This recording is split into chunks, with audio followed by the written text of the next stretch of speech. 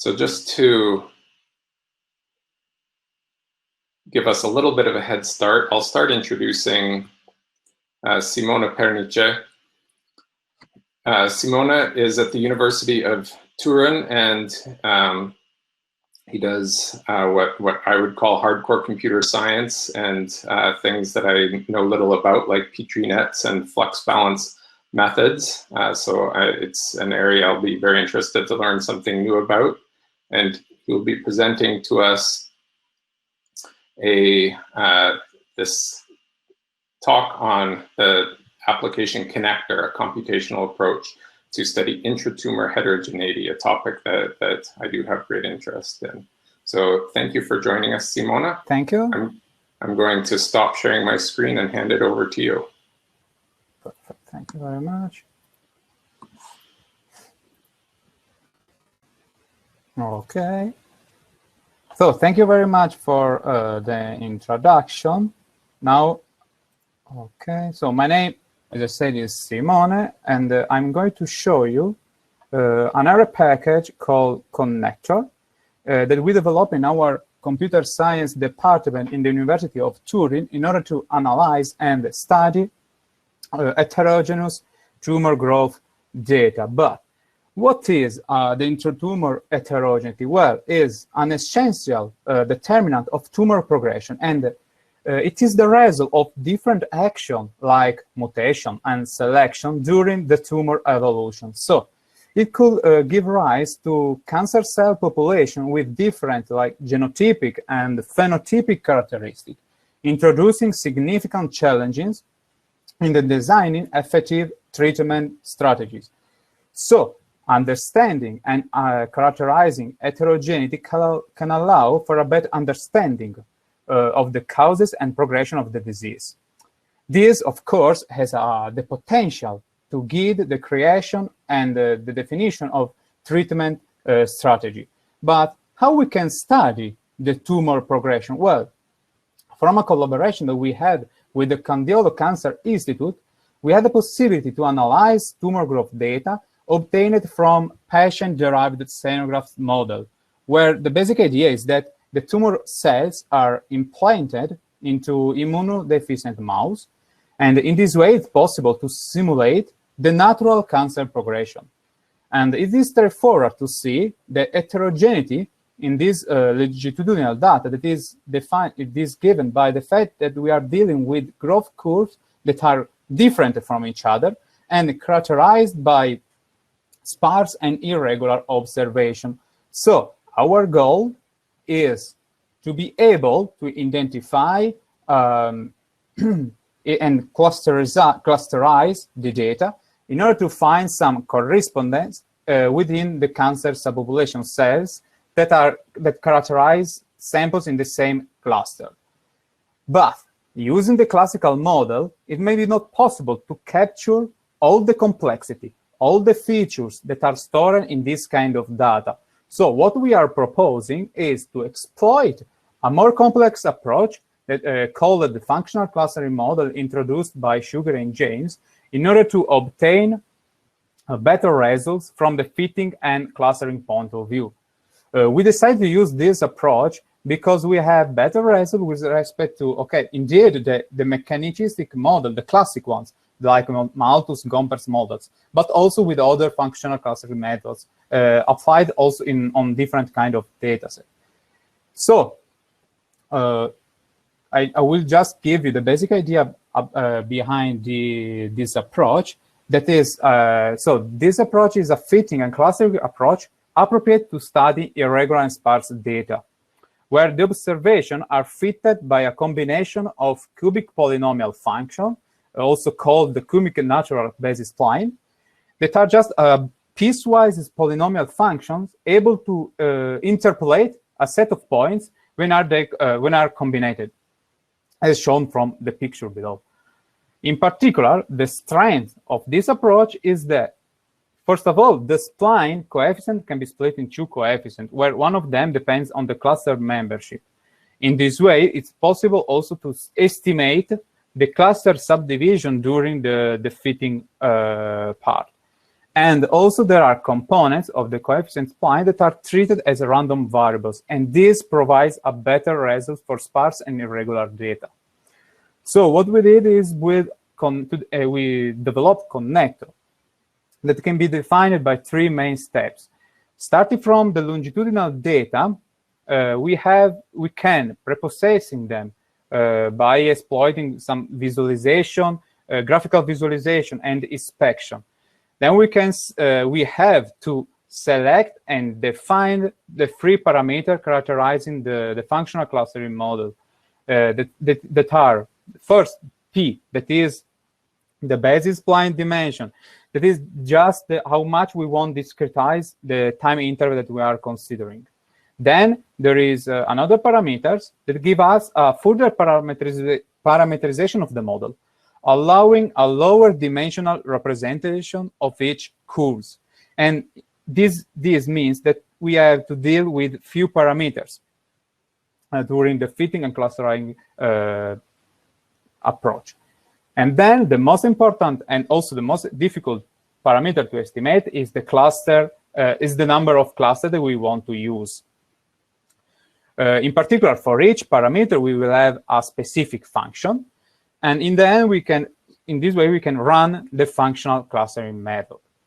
Finally, we can analyze the clustering by exploiting different graphical visualizations. So, starting from the functional clustering model approach, we develop a package that groups all the methods suggested in the literature to set the 3 parameters. And in this way, we can exploit multiple output visualization to help the user on the analysis, so through the analysis.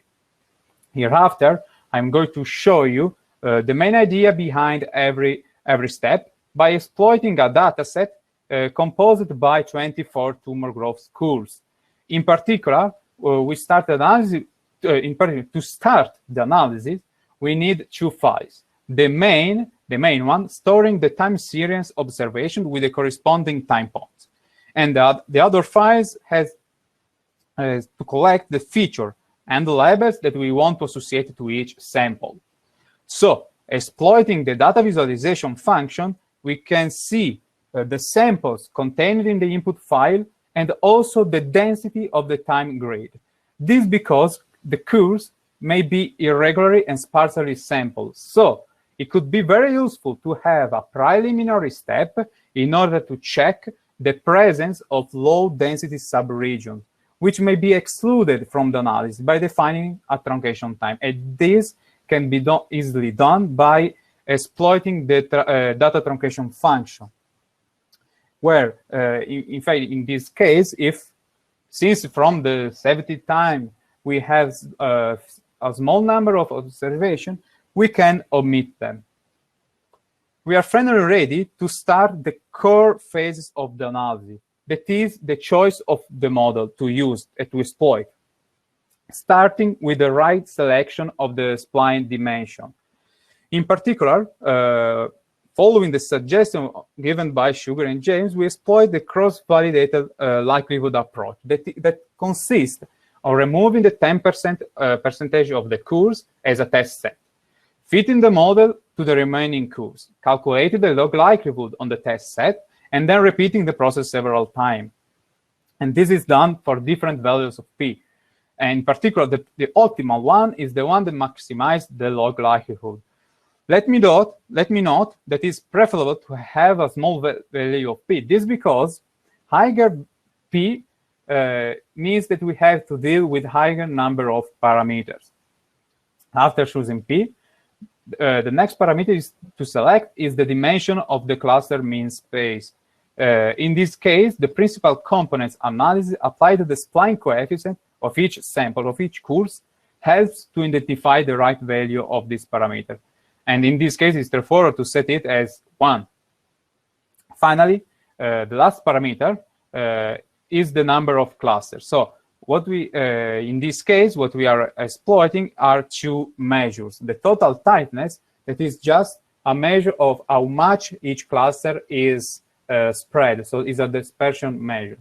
And then we use the functional David-Bolded index. That is our extension of the well-known David-Bolded index. That is a measure of how much each cluster is separated from each other, taking account the overlapping of each cluster. But why we are talking about an standard version? This is because these indexes are defined for points, but we are dealing with curves, so we had to use, and we choose to use, this family of semi-matrices. But how we use this index? Well, we exploited two box plots, and these indexes are graphical visualized by two box plots. The first one is called the Helbov plot, where we have to choose a number of clusters so that adding another cluster doesn't give much better decreasing on the total tightness. But not always is so simple. So looking in the same time also to the second box plot, where the functional David-Bolded index are plotted, where this index is, so I want to remember that this index is the average blend of each cluster, so from its most overlapping cluster. So what we have to do is minimize it. And so looking to this both, and in the same time to this two box plot, it could be a good choice in order to choose the right and optimal value of cluster, but not always is simple. For this reason, we develop another tool that help this choice, that is the consensus matrix, where in a triangular matrix are plotted the frequency, so how many times each samples belongs to the same cluster with the other curves. And so it's just a stability measure of how much each cluster subdivision is stable. In the end, finally, we develop and we provide different graphical visualizations, so different functions in order to inspect and visualize the subdivision, the cluster subdivision. And so in which cluster each sample belongs, or also the cluster mean, but also the spline fitting if we want to see if each curve, each samples are fitted well. And finally, the discriminant plot, where each curve, each sample with the cluster mean curves are plotted in a lower dimensional space defined by age, so the parameter we estimate previously. So what we done is an error package. Starting from the Sugar and James approach, we develop a package to help and guide the choices of the parameters and to exploit and fitting and clusterize this kind of data. In particular, we had a very good results on the identification of relations between the cluster samples and the cancer subpopulation that characterizing the samples that belong to the same cluster. So we are dealing with a very powerful approach, but also complex. So what our aim is to help and to make easily accessible to any kind of researcher. And for this reason, we are developing also a Java GUI interface in order to have as a further help, and also a Dockerization of each function in order to have a more accessible and reproducible results. So thank you very much. And I'd like to thank all my group and all the groups that I'm working with in order to develop this package and for the data. And so, thank you.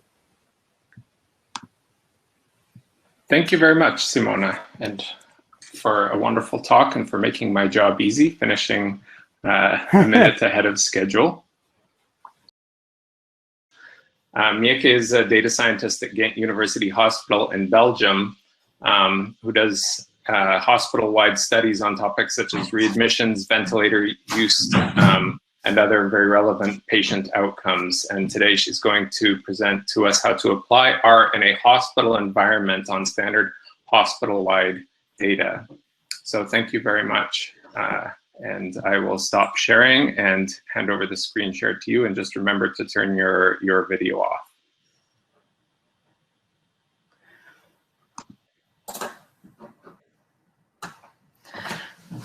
Okay, hi everyone. So I work in University Hospital in Ghent as a data scientist, and I will tell a bit about how we apply our in-hospital environments using standard available hospital-wide data.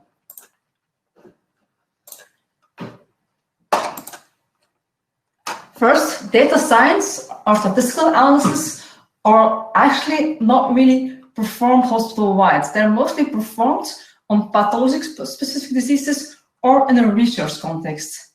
Myself, I'm not working in a research context, so I will explain what is done there. So in a non-research context, the current approach within, and I speak for Belgian hospitals, the management reporting is done in a business intelligence cell, and they use tools like Excel or mostly BI tools like, for example, Cognos or Qlik. The nice thing about that is that support is available, so you can have a help desk, you can ask questions to them. You have a quick start with standard reports. There's a platform to distribute it, and most importantly, you don't need the IT departments to start with it. The disadvantage is that it's actually not really flexible. When you get an advanced reporting, you see that that data field is not there, and it's a hard thing to do to add just one field. Also, the reporting, you still require some IT insights. There's no documentation. Like if you do something in R, you just Google it, you get on Stack Overflow, and you get a nice documentation, or also on CRAN. And also, it's very costful. The license and the support are actually very, very costful. About statistical analysis on hospital level, they're actually rarely performed because they're not really research budgets, and also publications are not a return on investments. So I will tell you how we use R as an alternative in a hospital-wide setting. First, as a reporting tool, as a statistical tool, and as a data scientist tool. As a reporting tool, what's the main problem is that in a BI data warehouse, not all data is available. Setting up DTL can be very costly. Also, I'm very fond of showing box plots to the end user, to the customer, and they're not always available. And Excel is not really a nice alternative. So reporting with R, what I use is Markdown. We saw it already from Waldron, I think his name was, I forgot it just. As a tool for the management reporting, we use R for the data handling, and we can use Shiny application as alternative for dashboarding.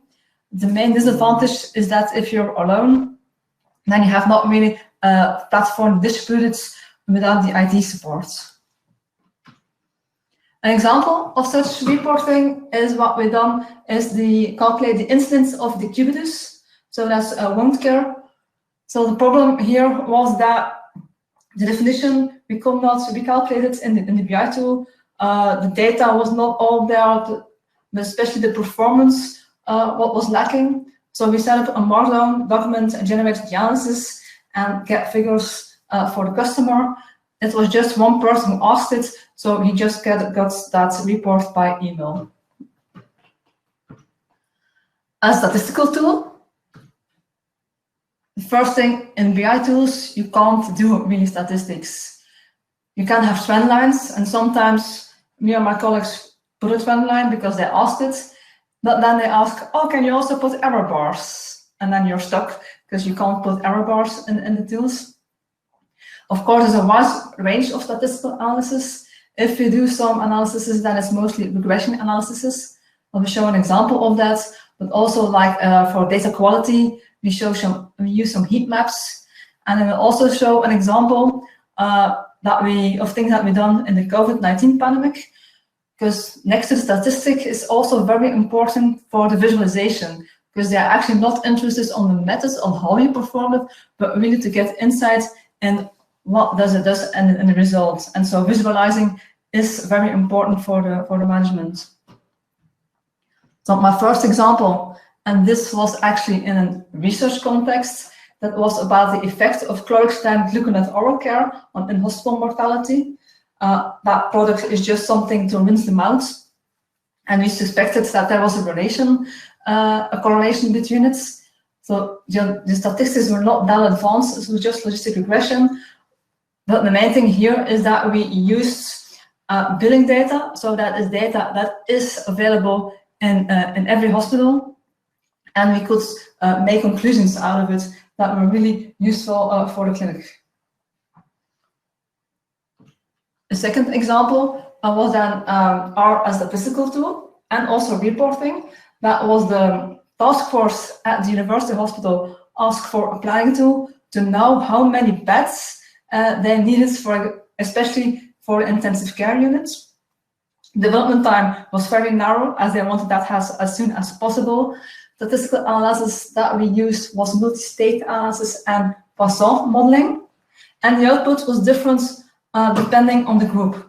A small group of experts got the full analysis in an HTML document because that is just the easiest way to give them, and used R Markdown for it. And the last task force that were about 20-25 people, they just received 3 slides, one with some explanation, one with a figure, and the figure is important because they have a visual insight of the trends, but then also the table with the absolute numbers, because especially in those times, that table was important.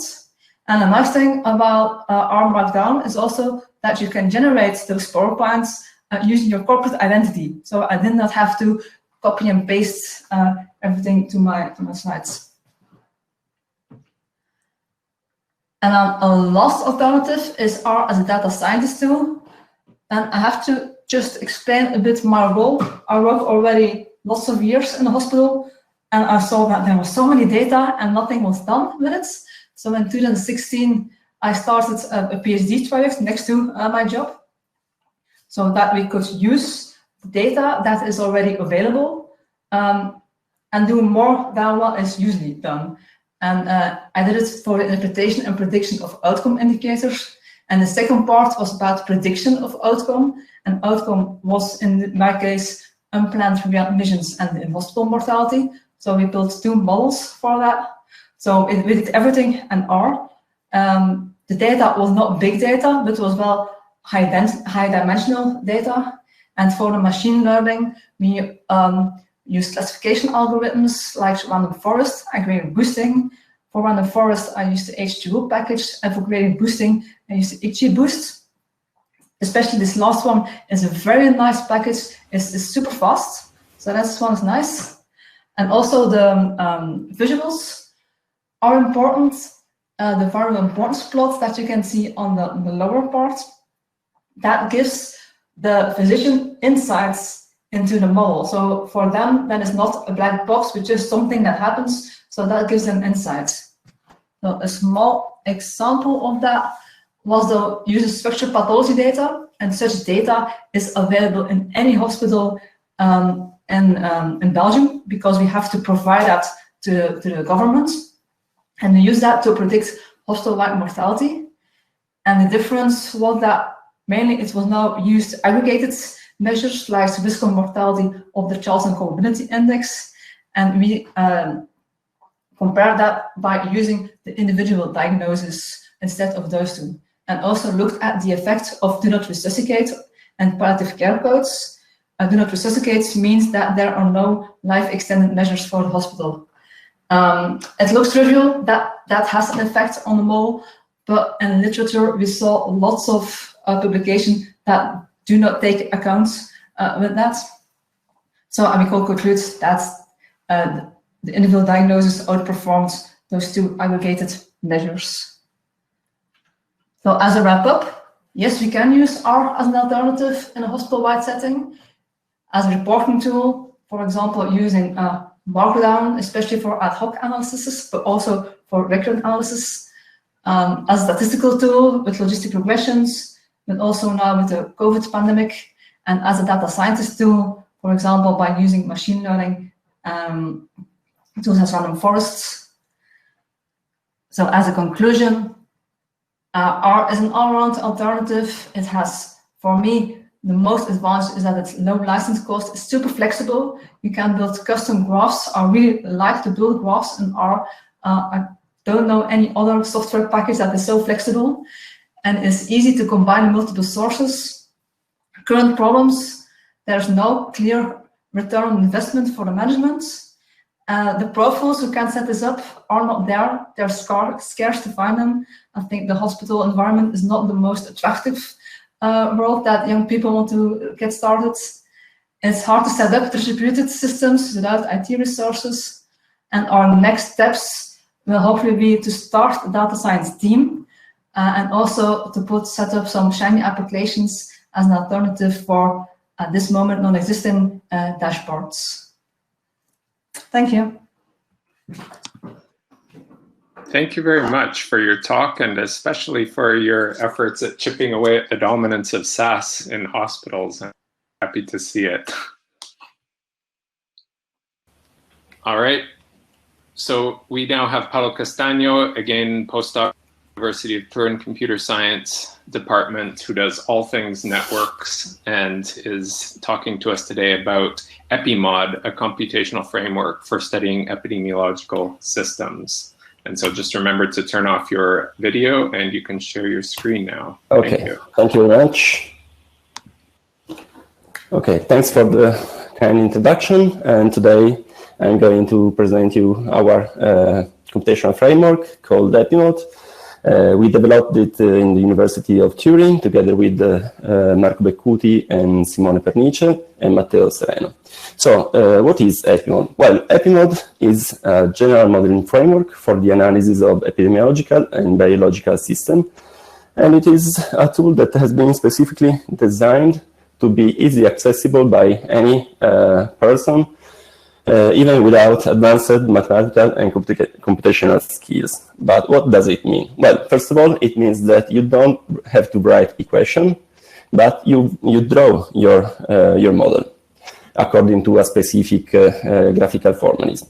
Then EPIMOD is developed to be modular, so you can take the function that EPIMOD offers you. You can shuffle, you can build up your pipeline of analysis in order to get what you need. Then EPIMOD is released as an R package, so that you just have to install it without any configuration issues.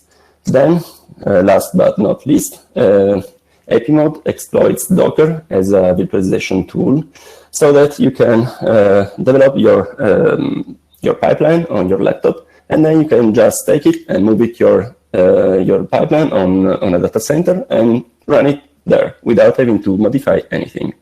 Okay, so I was saying that EPIMOD is modular. Basically, it provides 4 base functions, namely model generation, sensitivity analysis, model calibration, and model analysis.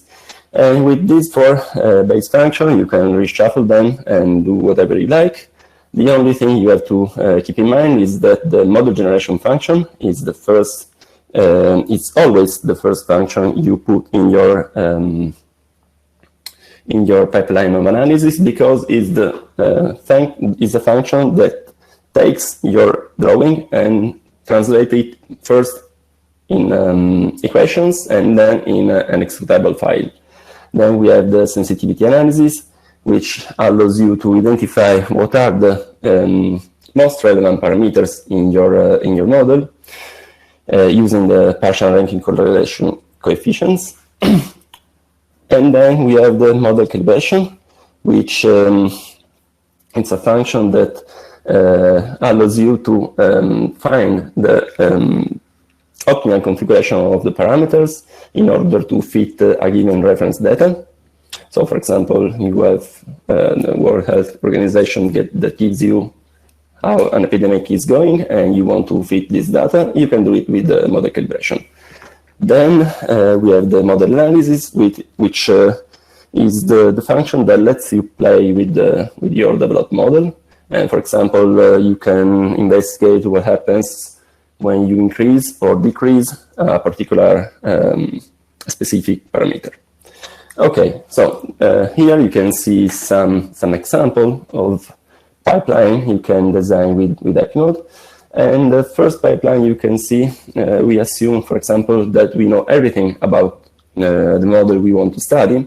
We know what are the most relevant parameters. We know how to configure them, and we want just to play with our model. For example, as I was saying before, we want to modify the value of one parameter and we want to see what happens. So this first pipeline lets you do this kind of investigation, and it's composed by the model generation and model analysis. You can have some more complex pipelines, like the second one, where we suppose to have a model for which we already know what are the relevant parameters, but we don't know how to configure them. So we want to, first of all, generate the model using model calibration, model generation function. Then we want to calibrate this model, and we do it with the model calibration, and then we can play with it. We can have some further steps. For example, if we don't know anything about our model, so we don't know what are the relevant parameters, we don't know how to configure them, and so forth and so on, we can develop a pipeline like the third one, where we perform the model generation, then the sensitivity analysis to identify the parameters, then model calibration and model analysis.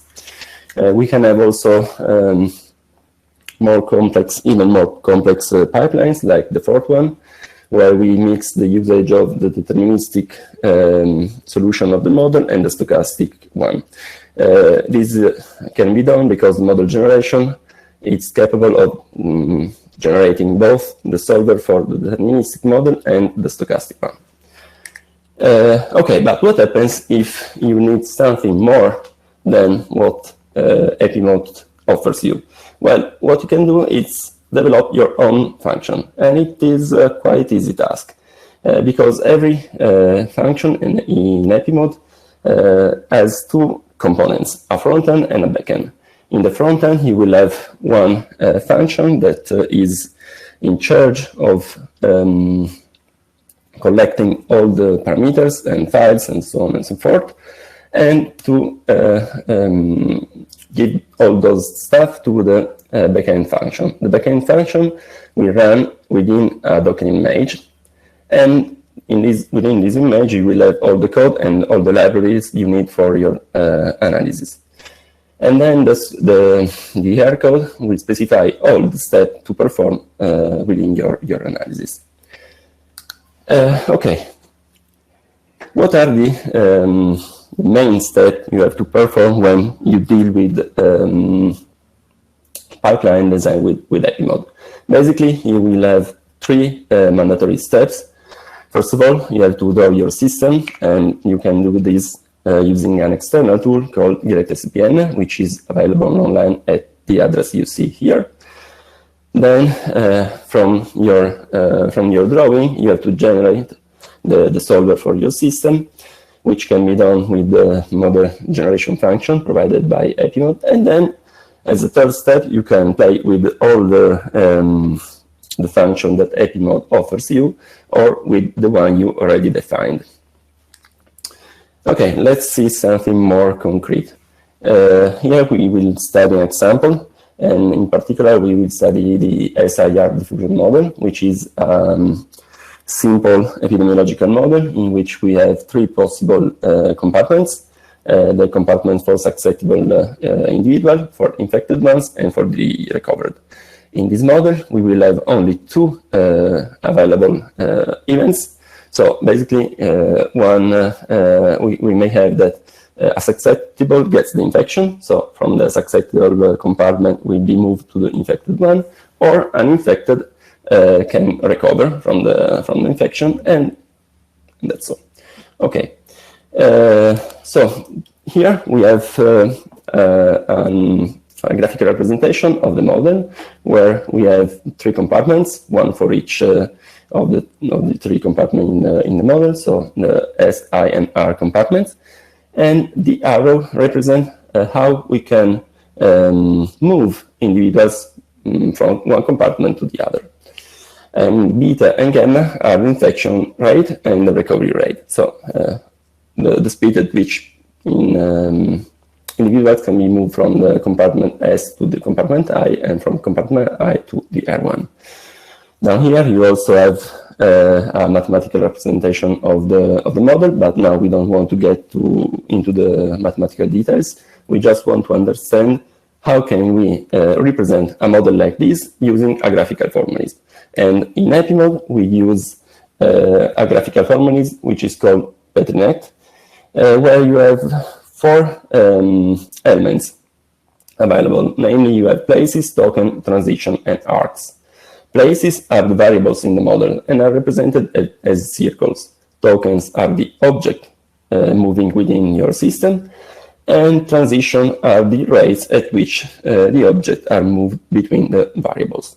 And eventually, arcs express the relation between places and transition, and vice versa. In our example, we will have 1 place for each compartment, 1 token for each individual in the population, and 1 transition for every action available. So what we will have is something like what you see here, where we have 1 place for the compartment S, 1 for the compartment I, and 1 for the compartment R. And transition modeling the action available.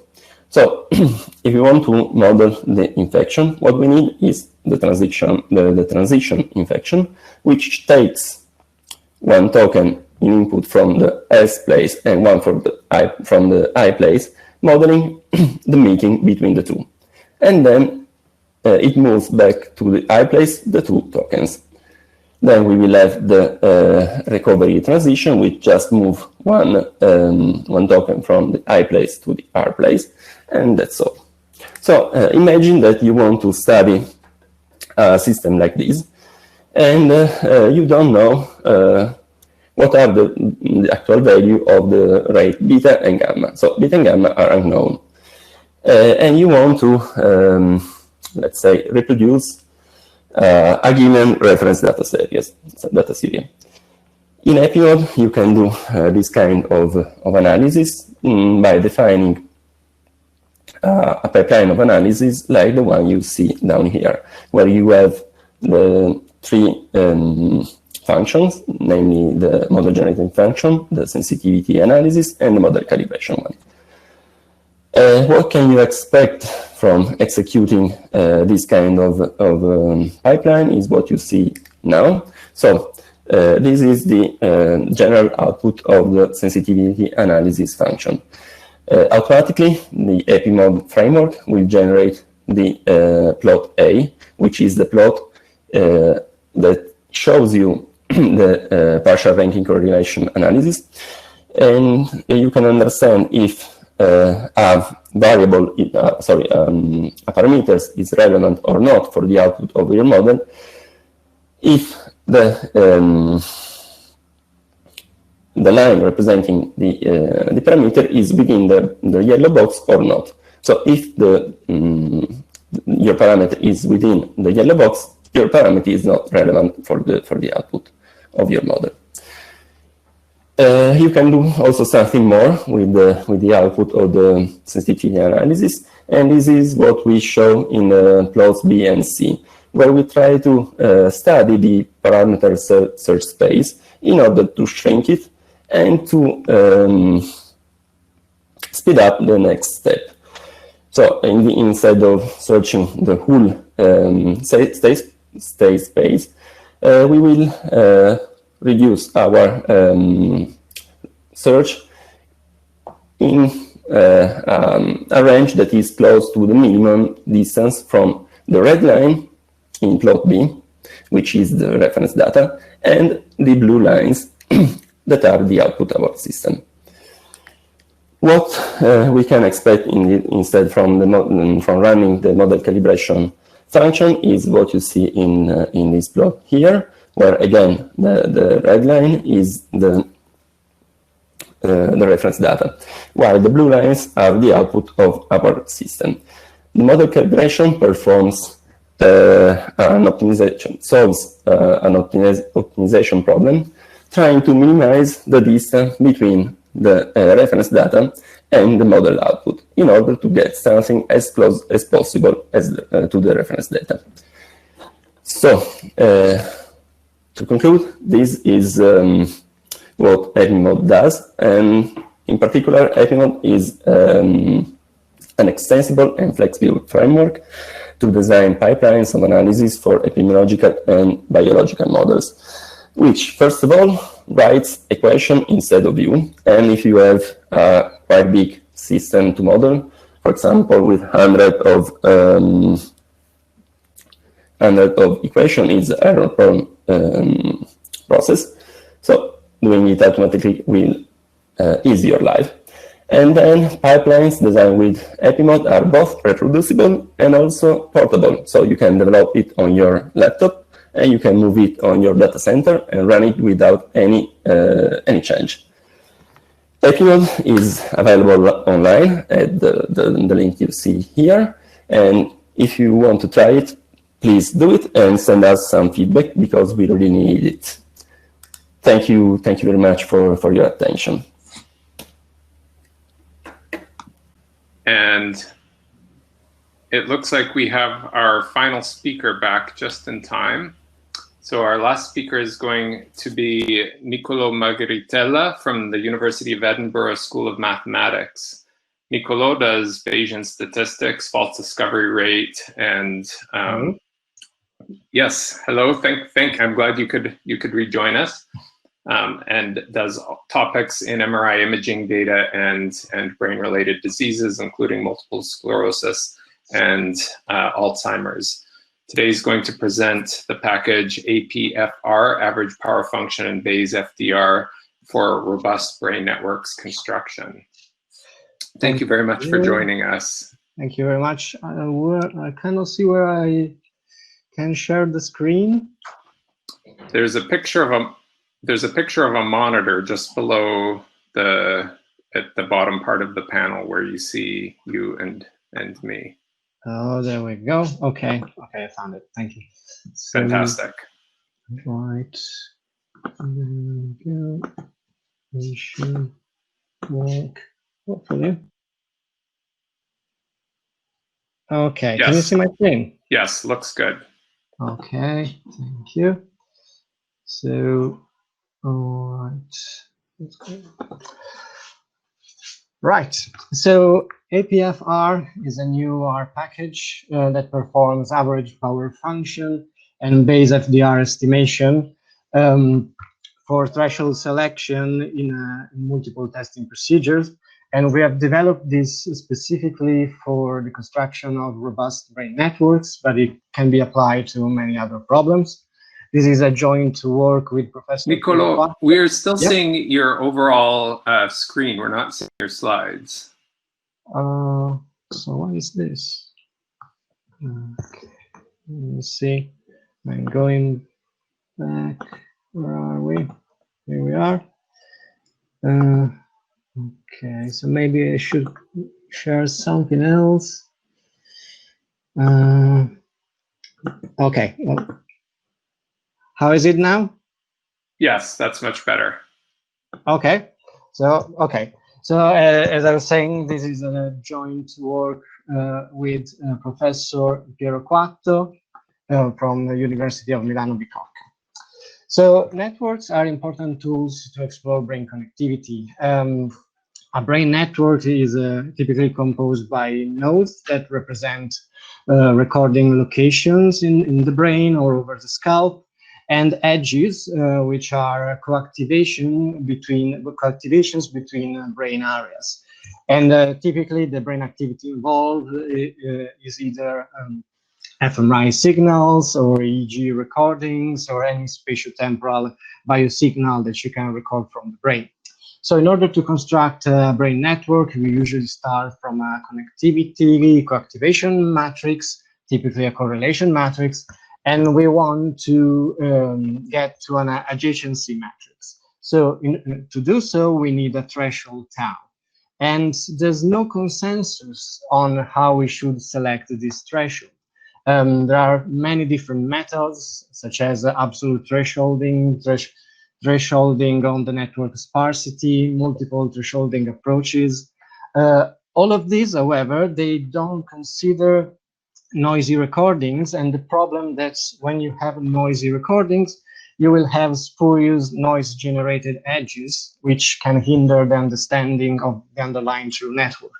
So we should really look at methods based on controlling the error we introduce in the network. To do so, we need to consider properties of the connectivity measures and their distribution under a null connectivity hypothesis H0. And so we need to shift our attention from a threshold tau on the connectivity measure to a threshold gamma on the probability of an observed statistics under H0. This, of course, implies a big multiple testing problem. And in neuroscience, they are quite, they know very well the false discovery rates, and to control the expected number of spurious edges in the network. That's a very useful tool, but it might not be enough. And in fact, there has been recently a growing awareness of the importance of considering also statistical power in the interpretation of evidence. And our work, which we recently published in Statistical Methods in Medical Research, proposes the combined use of base FDR and a new quantity called average power function in order to obtain a threshold that allows the construction of reliable brain networks. We argue that an optimal threshold can be selected by considering both parameters instead of relying on the FDR alone. And so what are these two ingredients in our recipe? So the FDR is not new, the base FDR is not new. It was proposed by Waldron in 2010, and it's basically the probability of H0 given that the p-values are below a certain threshold gamma. And while the average power function is the probability of the p-values being below a certain threshold gamma given H1. Both these quantities, if we just apply simply the Bayes theorem, we can see that depend on pi 0, the probability of the prior probability of H0, and the CDF of the p-values, capital F gamma. So we propose the following estimates where capital F hat is the empirical CDF of the p-values, while we picked a conservative estimate for the a priori probability pi 0 proposed by Story in 2002. So pi 0 hat here depends on a threshold lambda, and there is a bootstrap procedure to choose the best pi 0 such that minimize the bootstrap estimate of the corresponding mean square error. These bootstrap procedures allow also to create confidence intervals for the FDR and the APF. And we actually focus on confidence intervals instead of point estimates in order to produce a more robust and conservative procedure. So the trade-off that we propose in our work is the following. We choose an alpha value for both the 1 minus alpha quantile of the bootstrap distribution of the FDR and the alpha quantile of the bootstrap distribution of the APF. Then we evaluate these quantities over all the gamma range, and we identify a suitable gamma threshold such that the FDR is low and the APF is high at 1 minus alpha level. So what does this mean in practice? So let me show you an application to fMRI and a high density EEG data. In both cases, we start with a vector of p-values from our multiple testing, and we use this vector of p-values to construct all our estimates for the FDR and APF. So in the first panel for the fMRI, you see I've plotted all the pairs of FDR and APF for all the gamma range we have explored. So now we can select a particular pair that we want. For instance, the one that we have selected is the first row in the table, where we have that the FDR, so the pair that we selected ensures that the FDR is not greater than 10% and the APF is at least 50%, both with 95% probability. And this pair correspond to a gamma value, a threshold on the p-value of 0.03, which corresponds to a threshold tau on the connectivity measure of 0.15. It's worth noting that if we just look at the FDR and we say, well, 10% is too much, we would like an FDR of at most 5%. Then if you see in the first panel, you see that if we lower the FDR, then also the APF that we allow will not guarantee that is going to be at least 50% with 95% probability. So it's important to look at this trade-off in order to carefully select a sensible threshold for our data. The situation is different for the EG data. In fact, you see that the FDR is always below 0.5, so less than 5%. And in this case, we actually have multiple choices available. But what should we pick? Again, if we just look at the FDR, we might select different choices. And in the table in row 2 and 3, you see two possible different choices with very different values for the connectivity measure tau. Both will give us a very low FDR. But if we then combine the FDR information with the APF, you see that actually there is a large difference in APF between these two possible choices, and also a large difference in the subsequent network densities that we are going to have. So again, it's really this combination of these two estimators is really important in order to find a suitable threshold for your multiple testing procedure. And then you might want to ask me, how can I do this in practice? Well, luckily there is a great package already available on CRAN called APFr, and so you can install it on your R immediately, and it has just two simple functions: APF FDR, which performs the APF and FDR robust estimation, which I have just shown you, and the APF plot, which produces a smooth plot of your results. You can also find an explanatory example on my ResearchGate page, and this is actually the example. So you see, we can just install the package, use some data that's already available there, and run our function APF FDR. Then this will create the base FDR, the APF, and when it's done, you can plot the results, and you will see a table, a figure with 3 panels. In the first two, you will see the estimates of the APF and FDR against the gamma range you selected, for instance, between 0 and 0.10. And on the third panel, you will see all your estimates of APF and FDR paired together and plotted in a smooth curve. And also you will see highlighted in yellow the subregion of the graph in which the base FDR is less than 5% and the APF is greater than 50%. So if the smooth curve passes through that region, then you will also have a table in which you will see all the values estimated of FDR and APF, and the corresponding threshold for your p-values gamma and the threshold for your connectivity measure tau.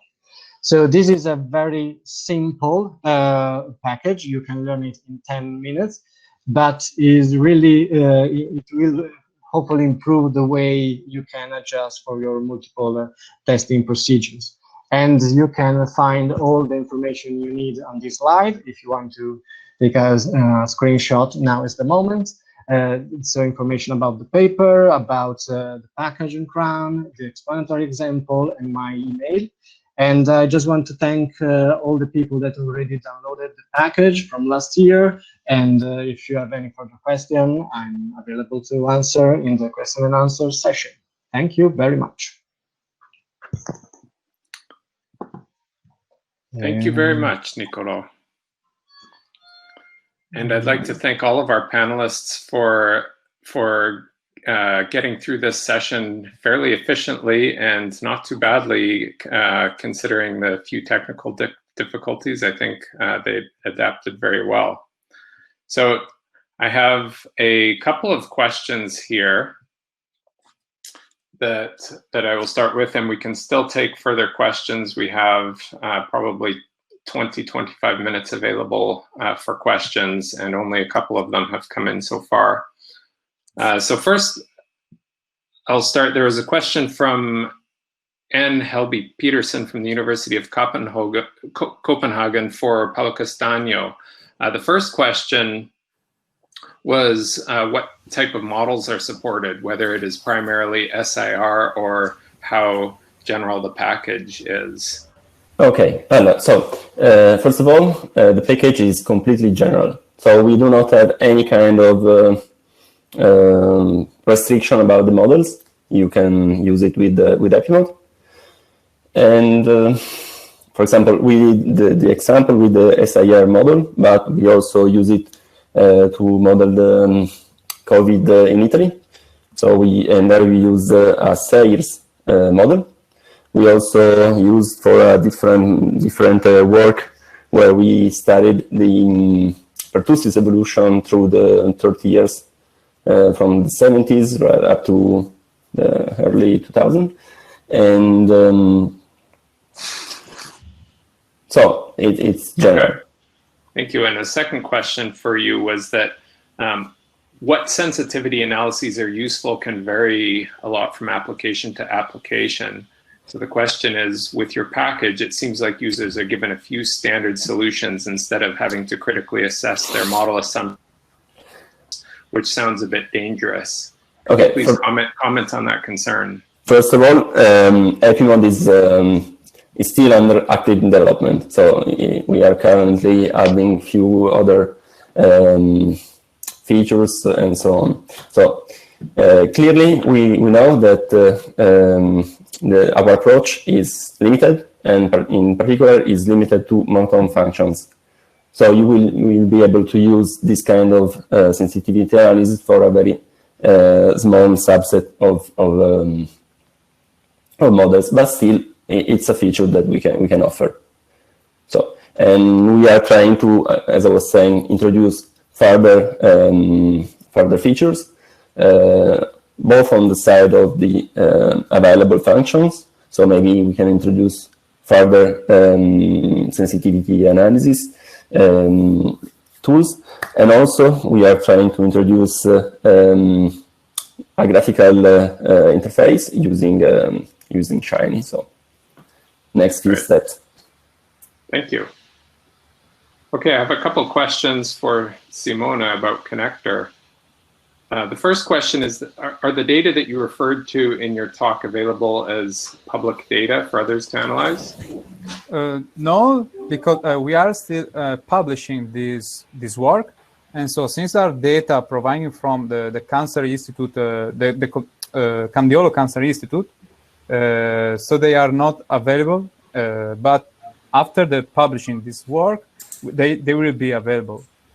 So it's like few months, I think, the waiting time. So, but there will be available. There will be. Okay, thank you. And the second question for you is whether you're thinking of integrating your package into the bioconductor project. Yeah, as I said, since is still working, is a work that we are still working on, and so is still to be published, and some we didn't think about how we can use them in the future. So if there will be some application also and so to implement it in the bioconductor. So we will think for sure about this. But still now we are thinking more about the publication and to fix all the details on the package and on this work. And then we will think the future steps, the future works. All right. Well, maybe yes, thank you very much. Maybe I can just insert my own opinion there that bioconductor frequently does host unpublished work, and it can be a good thing to point to reviewers to, that the software has been reviewed already by the core team at Bioconductor and accepted, and you also benefit then from daily continuous integration to make sure that it will be installable for anyone using Bioconductor. So. No, yes, of course, this could be very useful and powerful, I think, yeah. Great, okay.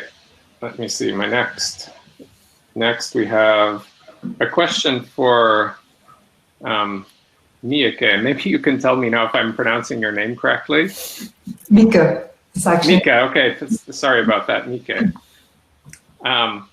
In your opinion, what would be the most important things to consider when starting a data science team in a hospital setting? Oh, that's difficult because I work already more than 10 years in hospital as a data analyst, and I actually could convince my boss to do a PhD project. And during that PhD project, my boss is also in the board of the directors. And so the CEO of the hospital was actually a fan of my PhD, so that was a great thing to do.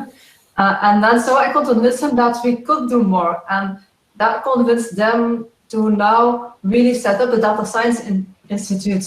So by doing some stuff and showing them what is possible, because they mostly don't know what's possible, because they think about machine learning, about research, and some very complex things. So in my PhD, I mainly use very basics, like a random forest without hyperparameter tuning, and try to give them a very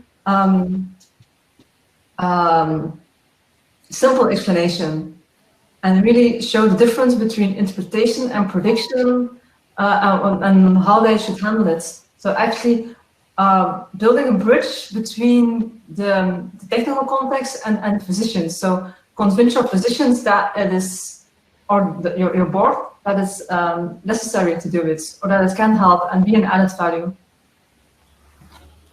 And I was wondering to what extent the data authorization and privacy procedures in the hospital are an issue. I think my impression is the old-fashioned way of doing things is, here is a server, this is where the data live, you log into that server and you do your analysis there, and that maybe there's some move towards using APIs and other authentication methods besides that. Yes, it's correct. It's difficult as a researcher to get to the data, but that was then my advantage. I was working, I had access to the data, so I knew exactly what data was there. So I knew billing data that there was, the structural pathology data. So I actually knew what I wanted to ask before I asked them, because I had to actually extract them myself. So I had two hats on my head. But with the GDPR, it is sometimes difficult, because if you don't ask it at once, they have to combine, because in a hospital, there's not one database. There are so many databases. I think in our hospital, I lost track of counting them, but there are so many databases. So if you want to combine them, you really have to know upon advanced where to get them. And if you don't work in the hospital, you actually really don't know it. So you have to actually connect with somebody who knows the data sets to really have what you want. And they are strict in giving this to. So my advantage was that I could ask them in a role of my boss asked it, because he is a board member, so I have access to that data without a lot of problems. Thank you. I just noticed there are several attendees in the waiting room to come in. May I ask if you can type your questions into the chat session? I think that we're keeping it that way too, as the method, as opposed to having additional people join into the panel here. I had a question for both Nicolò and Simone, since both of you are proposing hypothesis testing and methods in fairly complex situations, with Simone in unsupervised learning, where you're doing cross-validation to identify or to correctly tune clusters, and Nicolò in the context of complex brain networks. I was wondering, in both of these situations, what independent testing looks like.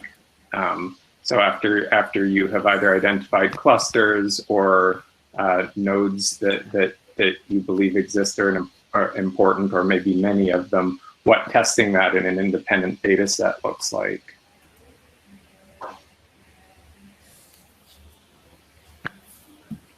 Maybe Nicolò, do you want to start? So sorry, the question is about the independence of the test, or testing the method on another data set. I think I didn't testing your rejected hypotheses in an independent data set. Yeah, well, so I'm sorry. What do you mean exactly in terms of independent data set? So you've used one data set to test hypotheses about network connections, and then you would like to you have some new data, and you would like to test that either at the individual neuron level or maybe as sort of an overall network level. Okay. Sorry, now I see the question. Yeah, so yes, and these were the robust term comes into our paper. So the idea was that what is usually a problem in brain networks is that you create a network then for a subject, then you apply it to another subject and you get a completely different network. And the problem is both biological, because of human variability in brain networks is a known thing in neuroscience. The other thing is that so if there are common structures among humans, then you want to be able to find them. So you also want a robust procedure. And this is why we selected the idea of not using point estimates. So for our FDR and APF, not using point estimates, but to using confidence intervals, and using basically, yes, the 95th percentile of the FDR and the 5th percentile of the APF.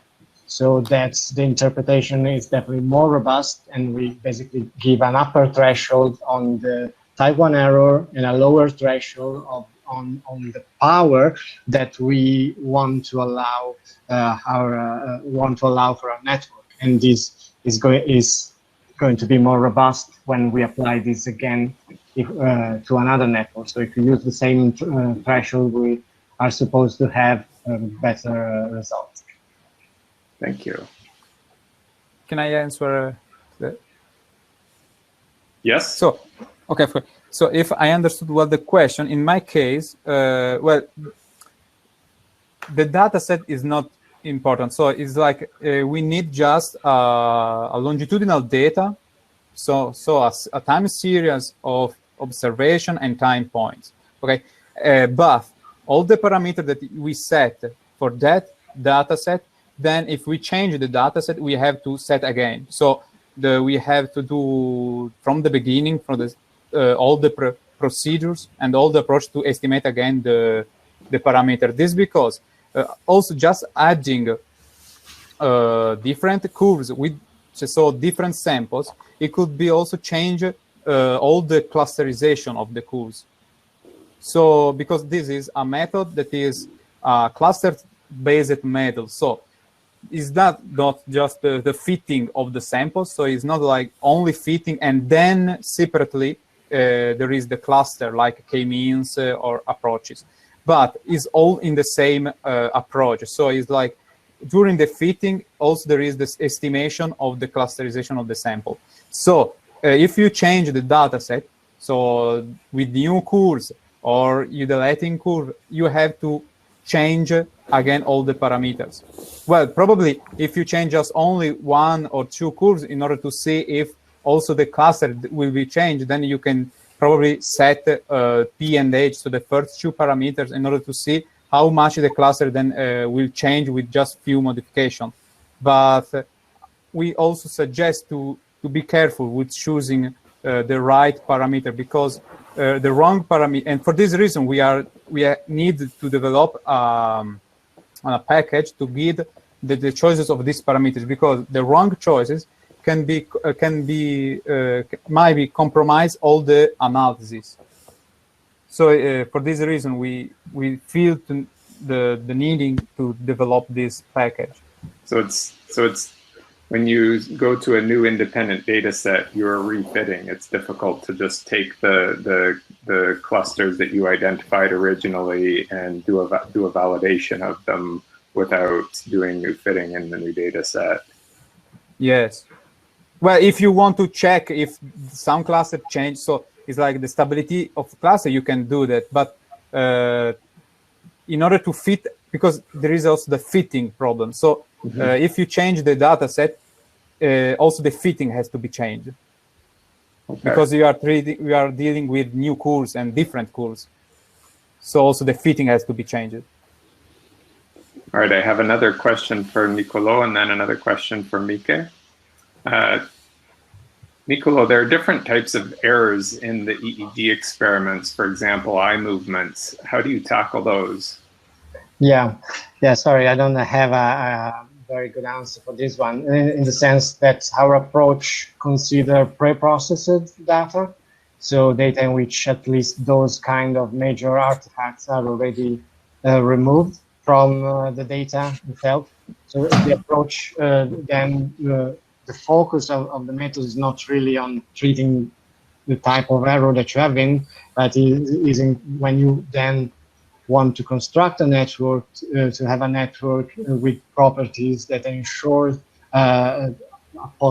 like the lowest error possible with a good balance of statistical power. Thank you. Mieke, what about enforcing standards in data collection among collaborators? The comment here is the road to data tidiness is paved with good intentions, but it's full of different untidy formats. Is that possible, and is imposing or proposing standards perceived as an added value? It's indeed, it's difficult. That's one of the reasons I did my thesis on data that was not available. So there are two types of data actually in hospitals. We call the administrative data, but like the structural pathology data, that's actually data about every patient that has to be collected for the governments in order to receive financial reimbursements. So that data is there, but it's not granular enough to really do a pathologic specific research. Also, the billing data is a lot of data, and it's hospital-wide. You can do a lot about it, but for most research, that's not enough. So then the second type of data is actually also then the clinical data. But most people probably, I suppose that question will talk about that. There are some standardizations like SNOMED is a very common one. But like, for example, in Belgium, the most hospitals now are getting to an electronic health report. But SNOMED is not always part of that. So SNOMED is actually a language that physicians should talk to each other, but it's difficult. Also, in our hospital, they were planning to have a new electronic health record, because the current one is already 15 years old. So it really is in palliative care, actually, and we should have got a new one. But it's difficult. It didn't do what it actually had to do. So we're still stuck with the old one. And that means also no standardization. There are companies that are trying to enforce that, but it's hard. I don't also know the solution for that. It should also be helpful if, like for in Belgium, if we all would have the same electronic health record, if a government would facilitate that, but we don't have that. So every hospital buys or builds their own. There are a lot of hospitals also that just build their own health records that mostly just has basic features, or some are then buying them, like from Chipsoft or Epic. Well, no, Epic is not actually in the Belgian hospitals because it's too costly.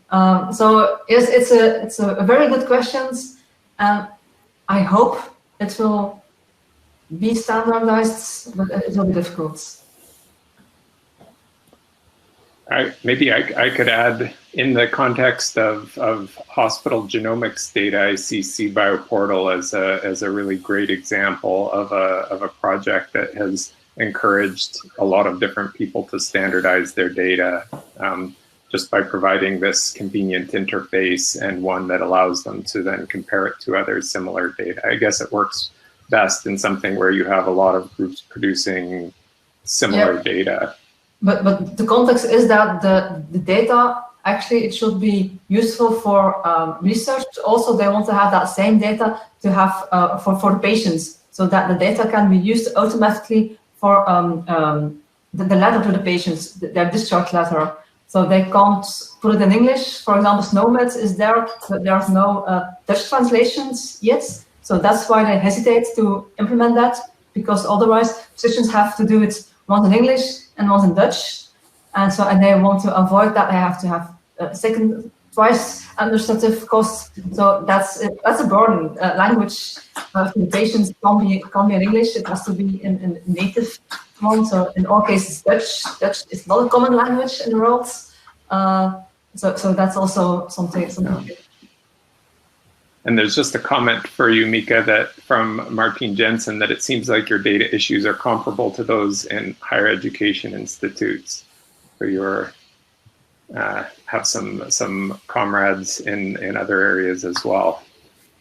I suppose so, yes.